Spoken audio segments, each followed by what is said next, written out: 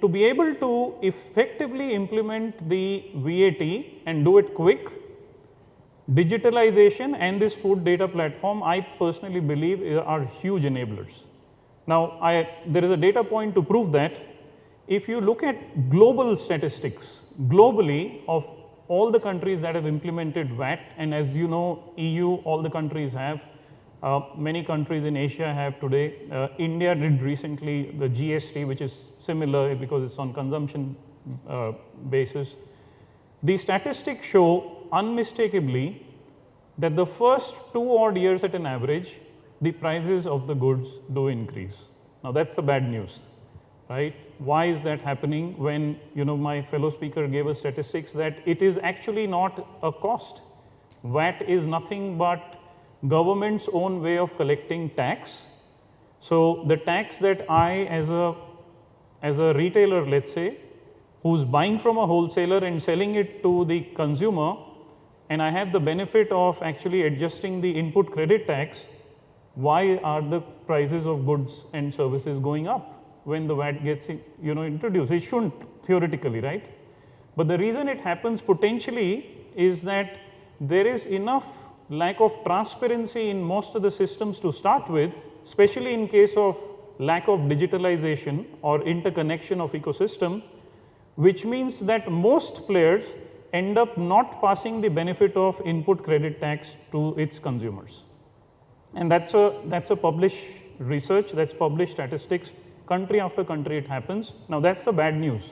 The good news is that after the 2 years, actually the prices start falling, and they fall actually below the level of pre-VAT introductions.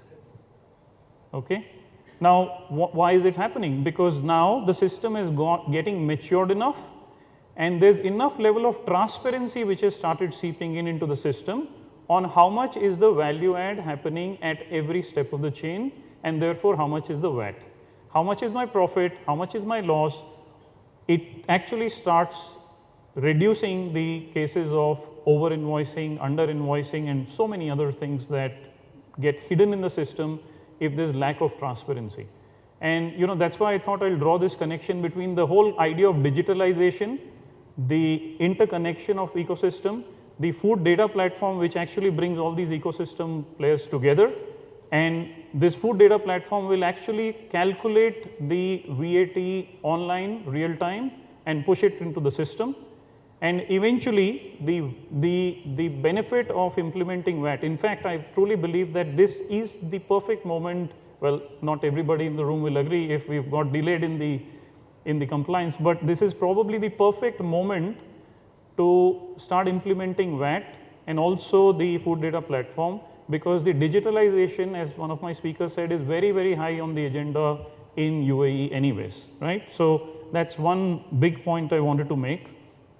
What the VAT also does, to my mind, is if you really think about it, there are pockets of excellence within the organization over the years that digitalization has enabled, or automation has enabled, in fact.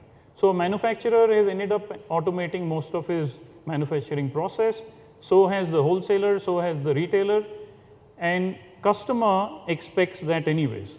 However, if you really think about it, these pockets of excellence reside as islands, and there is almost nothing which connects these pockets of excellence and connects the entire supply chain to each other, right? So what happens as a result, and the regulator is worried about it here, rightly so.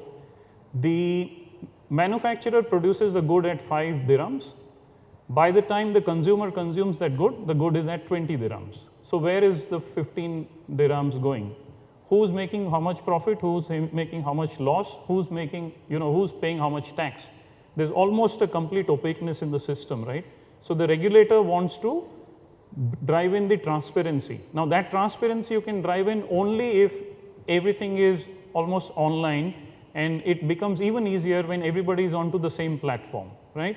So a VAT in some sense therefore is the lubricant of, if you call it, if I was to call food data platform as the national highway setup connecting various states or countries, VAT almost becomes the lubricant which will actually connect all of this, right? Just to draw an analogy. Now, what we do as Suntech, who's a part of the food data platform, actually we're helping set up this food data platform, but we've also had extensive experience in enabling companies for GST and VAT compliance. So we have an engine which helps the companies do that. We've done it with 21 institutions in India where the GST is far more complex than the VAT here, because there's central level GST, there's state level GST, and so on and so forth. Within the food data platform, our engine will calculate the VAT online and push it into the system, so it makes it easier and it hopefully becomes a well-oiled machinery. Yeah, thank you very much.